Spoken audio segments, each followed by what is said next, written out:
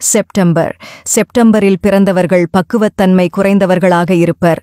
புதிய விடயங்களை இலகுவில் விளங்கி புரிந்து கொள்பவர்களாகவும் இருப்பார்கள். இவர்கள் சுயநலவாதிகளாக இருப்பார்கள். இவர்களின் பிரச்சினைகளை ரகசியங்களை மற்றவர்களிடம் சொல்ல மாட்டார்கள்.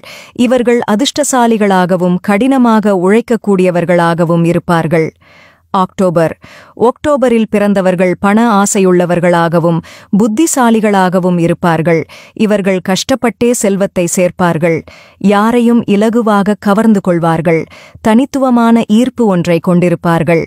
சிறந்த எதிர்காலத்தை கொண்டவர்களாகவும் உள்ளார்ந்த சக்தியுள்ளவர்களாகவும் இருப்பார்கள். நவம்பரில் பிறந்தவர்கள் மிக்க அன்புள்ளவர்களாகவும் நல்ல இதயமுள்ளவர்களாகவும் இருப்பார்கள்.